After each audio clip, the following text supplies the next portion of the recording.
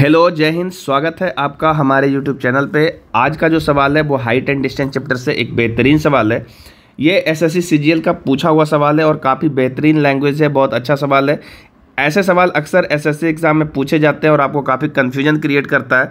सवाल को ध्यानपूर्वक पढ़ना और इसका जो फिगर बनेगा उस फिगर को थोड़ा अच्छे तरीके से समझना, ताकि इस सवाल को आप बहुत जल्दी एग्जाम में बना करके अपना स्कोर क्रिएट कर सको। चलो देखो सवाल क्या कह रहा है कि 18 किलोमीटर प्रति घंटा की दर से चढ़ने वाला एक हाइड्रोजन भरा गुब्बारा हवा से घिरा हुआ था। 10वीं और 15वीं मिनट में उन्नयन कोण 60 डिग्री और 45 डिग्री पाया गया। पिछले 5 मिनट के दौरान हवा की गति पूर्ण संख्या में लगभग कितना होगा। ठीक है, ये 4 ऑप्शन यहाँ पे दे दिया है। ठीक है, अगर आपको हिंदी वाला सवाल समझने में दिक्कत है तो आप इसका इंग्लिश वाला वर्जन जरूर पढ़िएगा, तो इससे आपको ज़्यादा अच्छे तरीके से समझ में बहुत सारी चीज़ें आ जाता है। ठीक है, देखिए सवाल क्या बोला कि एक हाइड्रोजन से भरा हुआ गुब्बारा है जो आपका ऊपर की ओर चढ़ रहा है। ठीक है, ऊपर की ओर चढ़ रहा है मतलब ये कि जो आपका गुब्बारा है, सपोज मान लीजिए कि यहाँ पे ये आपका गुब्बारा है, ये मान लीजिए कि आपका गुब्बारा है। ठीक है, यहाँ से ये ऊपर की ओर चढ़ रहा है। ठीक है, कैसे चढ़ रहा होगा? ऐसे तो नॉर्मली इसका जो वेग दिया है वो 18 किलोमीटर प्रति घंटा है, तो ये ऊपर जा रहा होगा। लेकिन चूंकि हवा भी चल रही है तो हवा के चलने की वजह से क्या होगा, गुब्बारा ऊपर भी चढ़ेगा और आगे की ओर बढ़ता जाएगा। ठीक है, अब यहाँ पे हम इसको देखो थोड़ा सा ग्राउंड लेवल मान लेते हैं ये वाला। ठीक है,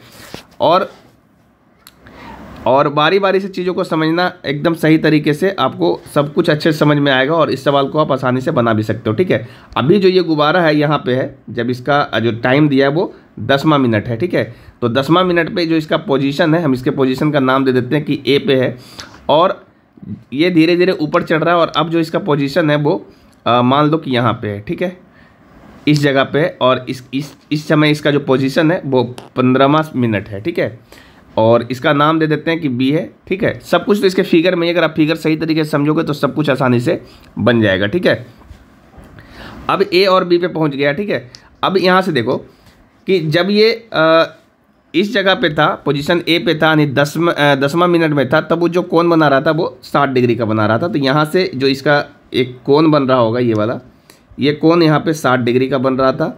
और जब ये पोजीशन बी पे चला गया, ठीक है, तो पोजीशन बी पे गया तो इस तरीके से इसका कोण जो बन रहा होगा, ये पोजीशन बी पे इसका कोण जो है वो 45 डिग्री का हो गया। ठीक है, ये इसका फिगर है।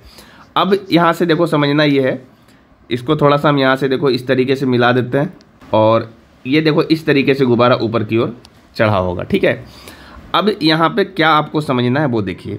18 किलोमीटर प्रति घंटा का जो वेग है वो ऊपर की ओर है। ठीक है, गुब्बारा ऊपर की ओर जा रहा है, यहाँ पे दिखा रहे हैं आपको, समझिएगा गुब्बारा जा रहा है 18 किलोमीटर प्रति घंटा से ऊपर की ओर। ठीक है, और हवा का जो वेग रहा होगा वो इस तरीके से क्षैतिज दिशा में रहा होगा। ये आपसे पूछ रहा है कि हवा का वेग क्या होगा अंतिम के 5 सेकेंड में। ठीक है, यहाँ पे जो ये आपका वेग है ये 10वां मिनट है। ठीक है, ये 10वां मिनट है और ये आपका 15वां मिनट है। तो इसी समय में इसके बीच का जो समय बच रहा है अंतिम का 5 मिनट है ना, ये जो आपका 5 मिनट बच रहा है यहाँ से यहाँ तक का समय, इसी समय में पूछ रहा है कि हवा का वेग क्या रहा होगा। तो हवा की जो दिशा होगी वो इस तरीके से होगी, है ना, हवा इस तरीके से बह रहा होगा। तो हम क्या करेंगे कि यहाँ से लेकर के यहाँ तक की दूरी को पता लगाएंगे क्या आएगा, और दूरी को हम समय से भागा देंगे तो वहाँ पे चाल आ जाएगा। ठीक है, चूँकि आपका जो चाल का फॉर्मूला होता है वो आप पढ़ चुके हो, दूरी बटा समय होता है। ठीक है, तो हम दूरी निकालेंगे और उसके बाद समय से यानी 5 मिनट से भाग दे देंगे।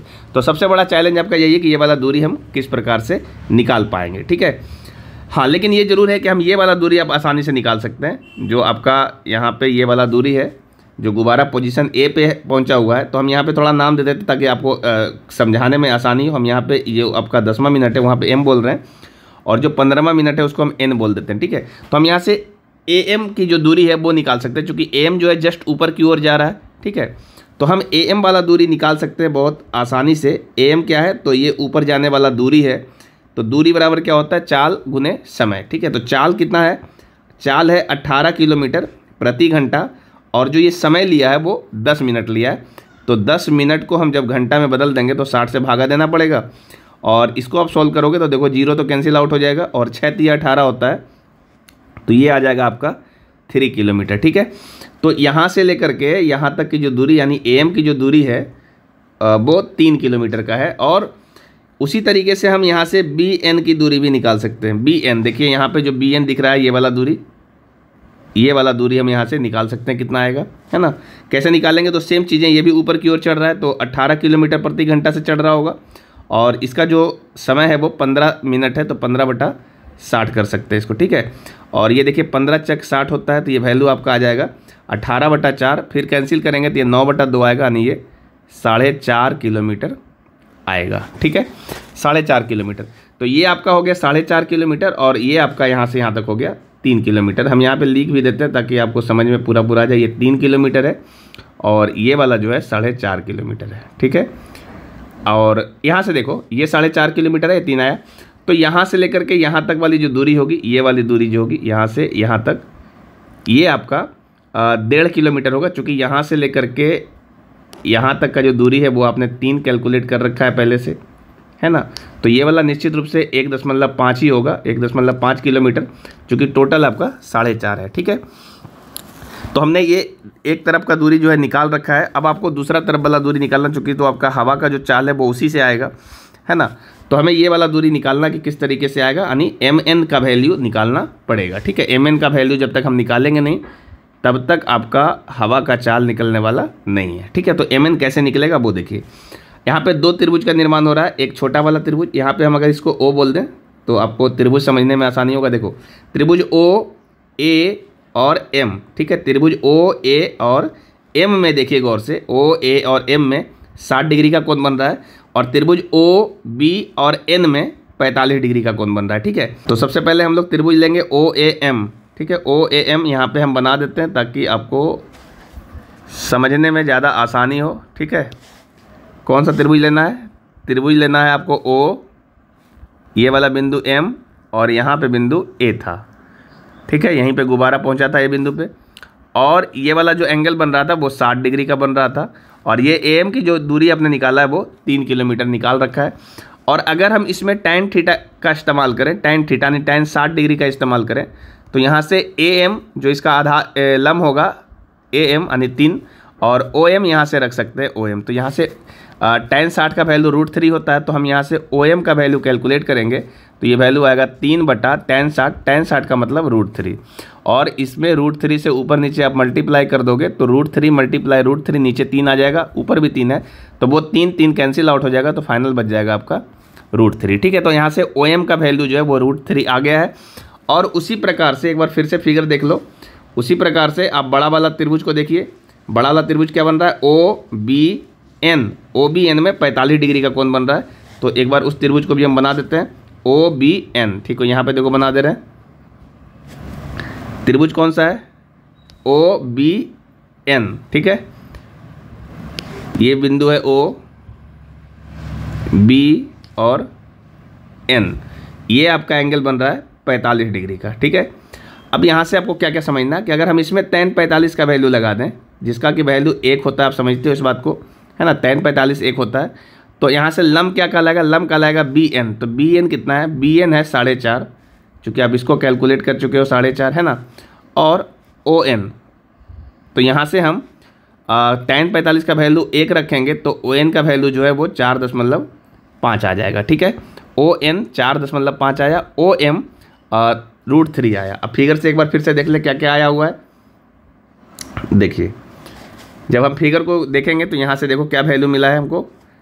यहाँ से ओ एम का जो वैल्यू था, ये ओ एम का जो वैल्यू था यहाँ से यहाँ तक, ये वैल्यू आपको √3 मिला है, और ये पूरा वैल्यू जो है यहाँ से लेकर के यहाँ तक, ठीक है, ये वैल्यू आपका जो मिला है वो 4.5 मिला है, ठीक है।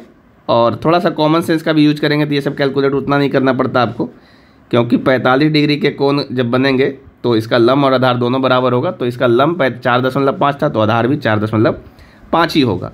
तो इस प्रकार से हम एम एन का वैल्यू निकाल सकते हैं।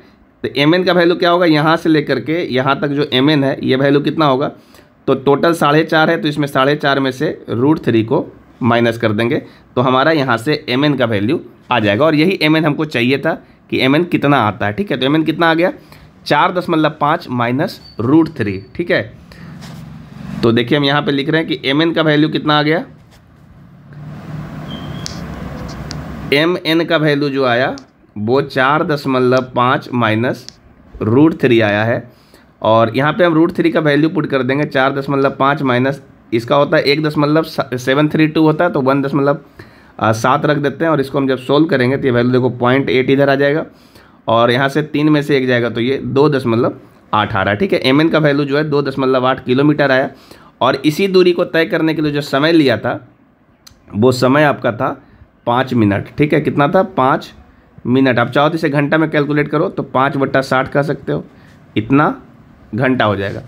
अब हमारा जो हवा का चाल है ना, हवा का चाल पूछा है कि कितना होना चाहिए, तो हम जो दूरी की बात कर रहे थे तो वही दूरी mn है जिसका वैल्यू आया 2.8 और जो हमारा समय है वो 5/60 हो जाएगा। ठीक है, तो दूरी चाल बराबर दूरी बटा समय लगा देंगे और इसको कैलकुलेट करेंगे तो ये 2.8 हो गया और 60 ऊपर जाएगा और 5 से हम इसको भागा देंगे। ठीक है, ये दशमलव के लिए नीचे एक 10 आएगा तो 0 0 कैंसिल हो जाएगा और इसको फाइनल हम सॉल्व करेंगे तो वैल्यू आ रहा है 33.6 किलोमीटर पर आवर। ठीक है, ये आपका आना चाहिए 33.6।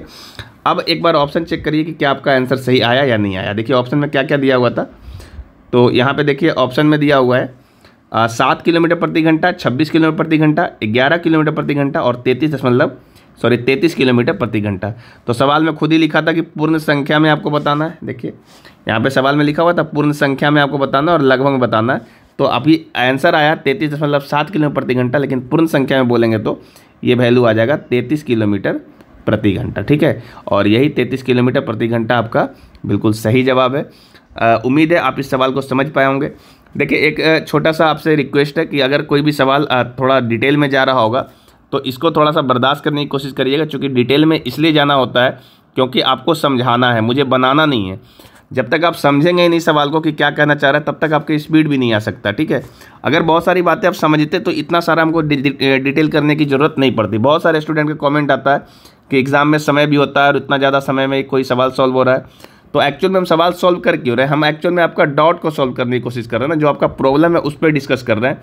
तो जब डिस्कस करेंगे किसी भी सवाल में तो छोटा मोटा जो बात होता है वो सब कुछ डिस्कस करेंगे, ताकि आपको छोटी बात भी समझ में आए, बड़ी बात भी समझ में आए, जिसकी वजह से कोई भी क्वेश्चन थोड़ा बहुत लंबा हो जाता है। ठीक है, तो आप थोड़ा सा क्वेश्चन को समझने की कोशिश करिए और जो कॉन्सेप्ट है वो सब समझ जाइए और फिर इसको अपने से बना करके देखिए, आपको बहुत कम समय लगेगा इसको बनाने में। ठीक है, उम्मीद है आप इस सवाल को अब अच्छे से समझ पाए होंगे। अगर आपका भी कोई ऐसा सवाल है जो आपके प्रैक्टिस के दरमियान सॉल्व नहीं होता और आप चाहते हैं कि उसी सवालों का वीडियो मिल जाए आपको, तो आप अपना सवाल हमारे दिए हुए व्हाट्सएप नंबर पर भेज सकते हैं। जो इसका सही सॉल्यूशन होगा वो आपको हम कोशिश करेंगे कि समझा दें।